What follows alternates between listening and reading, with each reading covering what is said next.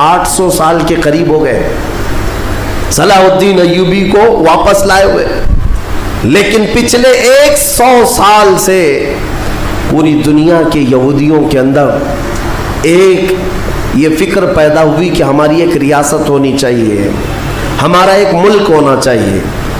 یہ مارے پوری دنیا میں پھر رہے تھے، ہٹلر نے ان کو مارا تو امریکہ میں چلے گئے، امریکہ میں مارے گئے تو برطانیہ میں گئے، برطانیہ سے فرانس میں گئے، جگہ جگہ یہ تھوڑے آباد ہوتے رہے۔ اور اس کے بعد پھر ان کے اندر ایک تحریک پیدا ہوئی 18ویں صدی عیسوی میں کہ تمہاری اپنی ایک ریاست ہونی چاہیے۔ تو ان کی اپنی ریاست، اتنا اپنا ملک چاہیے، کہاں؟ وہی مقدس زمین جو تمہارے باپ داداؤں کی ہے، کیونکہ یہودی یعقوب علیہ السلام کی اولاد میں اپنے آپ کو کہتے ہیں۔ تو اس سرزمین پر جانے کے لیے کوششیں کرتے رہے، لیکن فلسطین اس زمانے میں خلافت عثمانیہ کا حصہ تھی، جو ترکی کے بادشاہ تھے۔ ترکی کے انڈر میں فلسطین آتا تھا، تو وہاں پر ان کی مجال نہیں تھی۔ لیکن ہوا یہ کہ 1914 سے 1918 کے بیچ میں فرسٹ ورلڈ وار ہوئی، دنیا کی سب سے بڑی جنگ، پہلی جنگ عظیم، جس میں ترکیوں نے جرمنی کا ساتھ دیا اور ہار گئے برطانیہ انگلینڈ کے مقابل میں۔ تو ہارنے کی وجہ سے ہوا یہ کہ ترکی کی ساری خلافت ختم ہو گئی، خلافت عثمانیہ کے ٹکڑے ٹکڑے ہو گئے، 50 ملکوں پر ان کی اکیلی حکومت تھی، سب ٹکڑے ہو گئے، ترکی کو سب ختم کر دیا گیا، خلافت ختم کر دی گئی۔ یہ 1920 میں خلافت ختم کر دی گئی، اور پھر برطانیہ انگلینڈ کے تسلط میں، اس کے قبضے میں فلسطین بھی آیا۔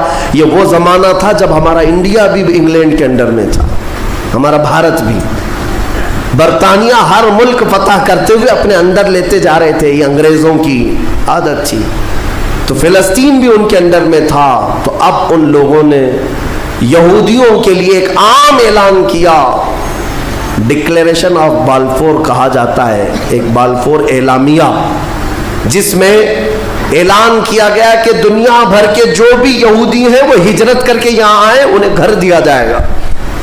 1921 سے پھر فلسطین میں ایک چھوٹی سی بستی میں ان کو بسایا گیا۔ 4000 لوگ پہلے آئے، 4000 لوگ آئے، پھر یہ ہجرت کا سلسلہ چلتا رہا یہاں تک کہ 1947 میں ان کی آبادی 36 لاکھ کے قریب ہو گئی، 30-35 لاکھ سے بڑھ کر کے آگے بڑھ گئے۔ اور اس کے بعد پھر 1948 میں ان ظالموں نے اقوام متحدہ UN کی مدد سے یہ اعلان کر دیا پوری دنیا میں کہ اب یہ فلسطین نہیں ہے، اس کا آدھا حصہ اسرائیل ہے، یہ ہمارا ملک ہے۔ بات در حقیقت یہ تھی کہ UN میں، اقوام متحدہ میں یہ بل پاس ہوا تھا کہ یہودیوں کو بھی رہنے دیا جائے، مسلمانوں کو بھی۔ اس فلسطین کے 2 ٹکڑے کیے جائیں گے، ایک مسلمان فلسطین بنائیں گے اور ایک یہودی اسرائیل بنائیں گے۔ آج بھی یہ اقوام متحدہ UN کا یہ بل آج بھی موجود ہے، اقوام متحدہ سے یہ بل پاس ہوا۔ یہودی تو مان گئے، لیکن پورے عرب کے مسلمان اس کے خلاف تھے کہ عربوں کے بیچوں بیچ ایک یہودی ریاست کیسے قائم ہو سکتی ہے، یہ ہمارا مقدس معاملہ ہے، مقدس سرزمین سے ہمارا تعلق ہے۔ احتجاج کرتے رہے، لیکن ان یہودیوں نے مال کے ذریعے، عورتوں کے ذریعے سارے عرب ملکوں کے جو بادشاہ تھے ان تک اپنا تسلط جما لیا۔ کئی ایسے عرب بادشاہ ہیں جن کی بیویاں یہودی ہیں، ان کے گھروں تک یہ پہنچ گئے اور ان کو ایسا نیوٹرل کر دیا کہ اب وہ فلسطین کے بارے میں بات نہ کریں۔ ہوا یہ کہ اسرائیل تو بن گیا، لیکن آج تک فلسطین نہیں بن سکا۔ فلسطین کا وجود دنیا نہیں دکھاتی، گوگل میں چیک کرو تو نہیں بتاتا، فلسطین کوئی جگہ نہیں۔ میرے عزیزوں، ہر 10 سال پر یہ زمین کو ہڑپتے آج پورا وہ ارض مقدس جس کو فلسطین کہا جاتا ہے 90% یہودیوں کے قبضے میں آ گیا۔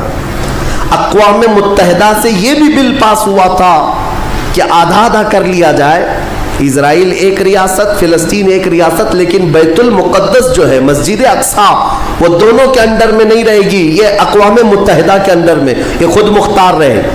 کیونکہ یہاں یہودیوں کا بھی تعلق ہے, عیسائیوں کا بھی ہے, مسلمانوں کا ہے, سب کو یہاں آنا جانے کی اجازت رہے گی, کسی کے انڈر میں نہیں رہے گا. یہ پاس ہوا تھا. لیکن آج حالات یہ ہے کہ اس بیت المقدس کی دیواروں پر, دروازوں پر یہ وحشی ظالم اسرائیلی بندوق تانے آج بھی کھڑے ہوئے. یہ جسے اندر جانے دیں وہ جائے گا.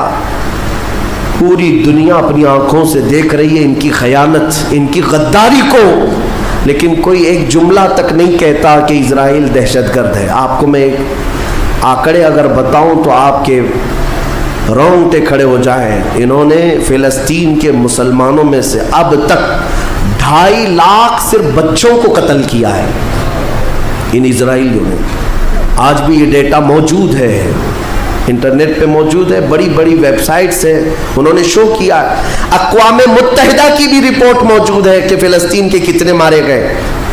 ان دونوں کی جنگ میں 24 لوگ اگر مارے جاتے ہیں تو 23 فلسطینی ہوتے ہیں, 1 اسرائیلی ہوتا ہے. پھر بھی دہشت گرد فلسطین ہے, آتنکواد فلسطین ہے.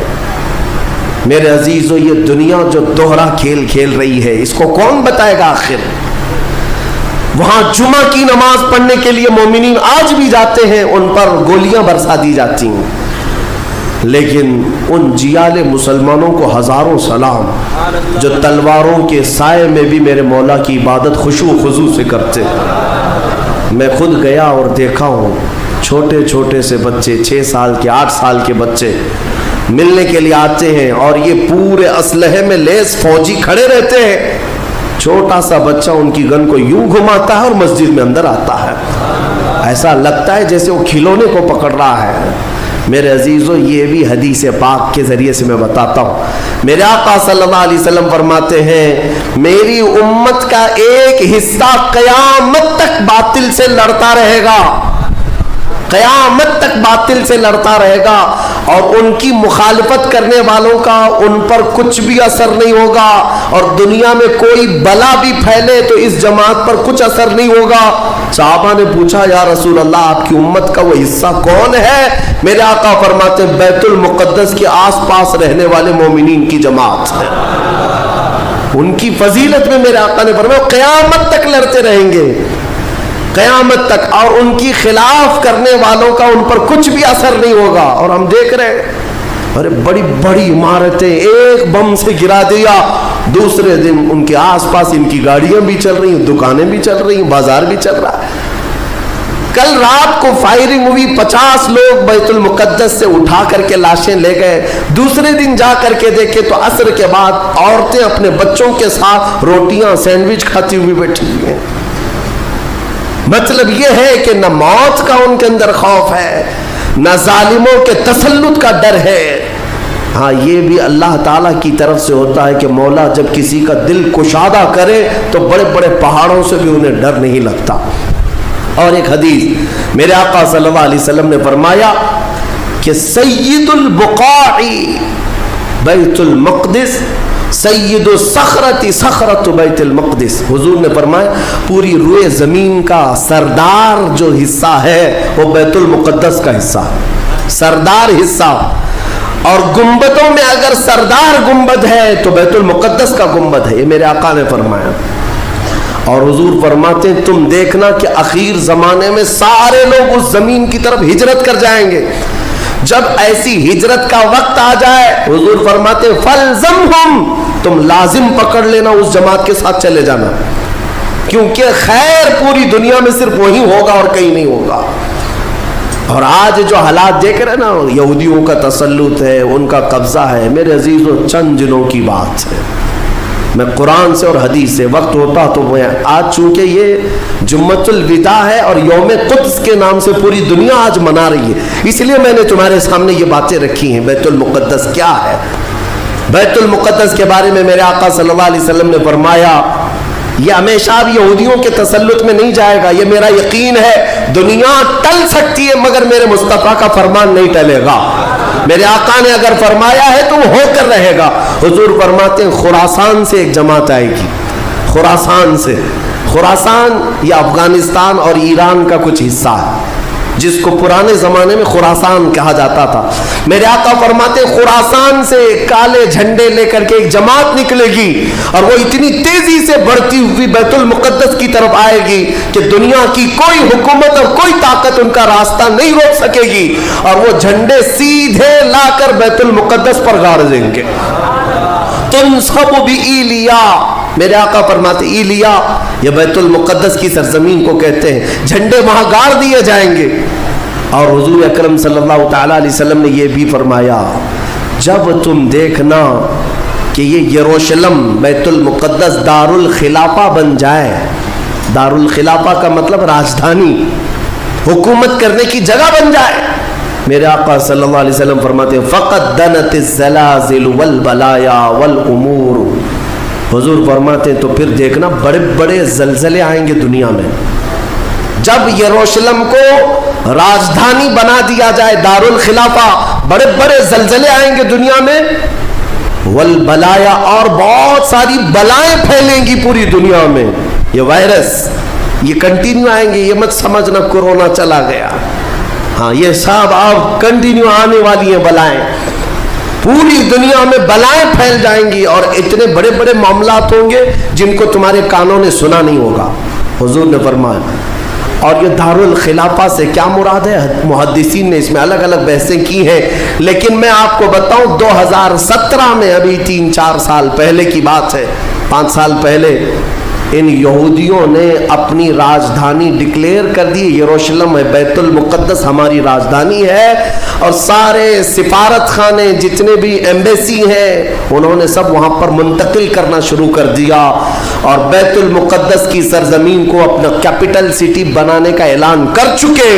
اور میرے آقا کی حدیث صادق آ رہی ہے, جب وہ راجدھانی بنے گی اب بڑے بڑے زلزلے ہوں گے اور پوری دنیا میں بلائیں پھیلیں گی اور بڑے بڑے معاملات ہوں گے, اور پھر اس کے بعد میرے آقا صلی اللہ علیہ وسلم فرماتے ہیں ایک دور ایسا آئے گا کہ اللہ ان کو ذلیل و رسوا کر کے اس زمین سے نکالے گا, اور ایک امام برحق کے جھنڈے تلے مومنین جمع ہوں گے.